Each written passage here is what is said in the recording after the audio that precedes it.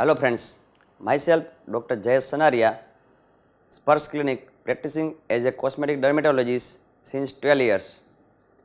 Today we will discuss regarding laser radiation therapy. આજે દુનિયાની કોઈ પણ વ્યક્તિ એવી નહીં હોય કે જેને પોતાના શરીર ઉપર અનવોન્ટેડ હેર રિમૂવ કરાવવા ના હોય. આજે દરેક વ્યક્તિને અનવોન્ટેડ હેર રિમૂવલ દૂર કરાવવા જ છે, પરંતુ એના વિશેની એમને સચોટ માહિતી નથી હોતી. તો today we will discuss regarding laser radiation therapy શું છે, કોણ કરાવી શકે, ક્યારે કરાવી શકે, એની કોઈ સાઇડ ઇફેક્ટ કે ખરા અને કેટલા સમયના અંતરે કરાવવી જોઈએ. તો સૌથી પહેલાં કે આ લેસર રેડિયેશન થેરાપી કોની પાસે કરાવવી. આજે નાના શહેર કે ઇવન મોટા શહેરમાં ઘણા અનક્વોલિફાઈડ ડૉક્ટર કે ઇવન સલૂનમાં પણ લેસર રેડિયેશનની જાહેરાત આવતી હોય છે. અકોર્ડિંગ ટુ માય વ્યૂ કે જે લોકોને લેસરના ફિઝિક્સની ડિટેલ માહિતી હોય કે ઇવન સ્કિન અને હેરના એનાટોમીની ડિટેલ માહિતી હોય એવા ક્વોલિફાઈડ ડર્મેટોલોજિસ્ટ કે પ્લાસ્ટિક સર્જન પાસે જ કરાવવી જોઈએ. સેકન્ડ થિંગ કે આ લેસર રેડિયેશનની થેરાપી કયા મશીનથી કરાવવી જોઈએ. અત્યારે માર્કેટમાં કોમનલી 3 પ્રકારના મશીન ઉપલબ્ધ છે. IPL laser, intense pulse light laser, long pulse એન્ડિયાક લેસર અને diode hair removal laser. Indian skin મુજબ ડાયોડ હેર રિમૂવલ લેસર કે જેની ફ્રીક્વન્સી 808 નેનોમીટર છે એ ગોલ્ડ સ્ટાન્ડર્ડ છે.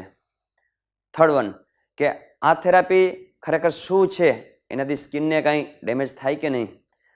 નોર્મલી આ લેસર થેરાપીમાં જે લાઇટના જે કિરણો નીકળે છે એ હેરની નીચે રહેલા મેલેનિન નામના રંગદ્રવ્યને ટાર્ગેટ કરતા હોય છે અને સ્કિનમાં મેલેનિન નામના રંગદ્રવ્યનું પ્રમાણ બિલકુલ ઓછું હોય છે, એટલે ખાસ કરીને સ્કિનને કોઈ ડેમેજ થતું નથી હોતું.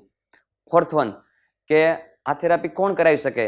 કોઈ બી પુરુષ યા સ્ત્રી કરાવી શકે છે, પરંતુ અત્યારે મોડર્ન યુગમાં મોસ્ટ ઓફ લેડીઝને ખાસ કરીને અપર લિપ્સ કે અંડર આર્મ્સ કે ઇવન ફૂલ બોડીમાં વધારે પડતા કરાવતા હોય છે. ચોથી વસ્તુ કે કોમનલી લોકોને ફોનમાં ક્વેશ્ચન હોય છે કે ઇવન અમારી પાસે મળવા આવે ત્યારે એને ક્વેશ્ચન હોય છે કે આ થેરાપી કેટલી વખત કરાવવી જોઈએ. તો નોર્મલી હેરના 3 સ્ટેજ હોય છે, એનાજન, કેટાજન અને ટેલોજન. જ્યારે પણ લેસર રેડિયેશનની થેરાપી કરીએ એ પર્ટિક્યુલર એનાજન નામના સ્ટેજ ઉપર જ ટાર્ગેટ કરતા હોય છે કે જેમાં મેલેનિન નામના રંગદેવનું પ્રમાણ મેક્સિમમ હોય છે અને at the time anagen stage 70 to 75% જ હોય છે, એટલે વળી પાછી સિટિંગ આપણે કરાવવી પડતી હોય છે.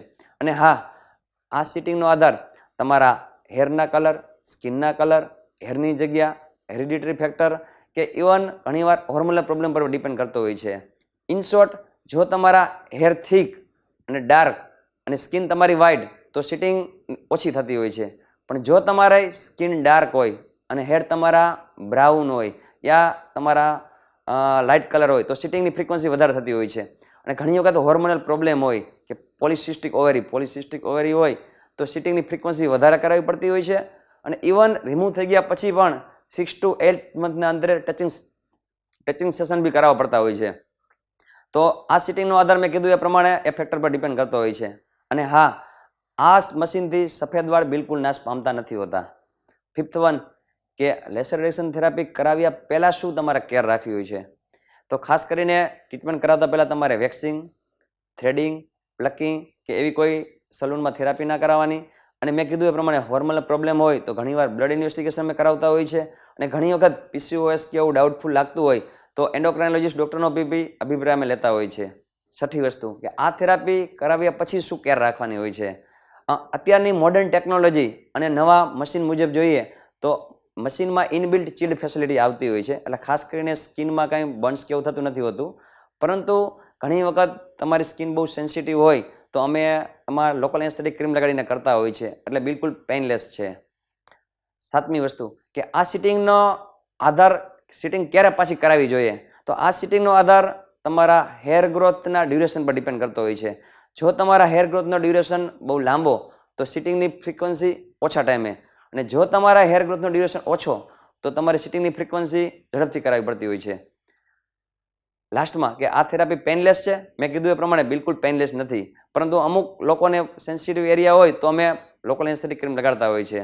ઇન શોર્ટ, આજે તમે સલૂનમાં જે ટ્રીટમેન્ટ કરાવો છો, વેક્સિંગ, થ્રેડિંગ કે પ્લકિંગ, એના કમ્પેરિઝનમાં laser radiation therapy is a painless and economic. Ultimately, the motto of laser radiation therapy is a hair free and pain free.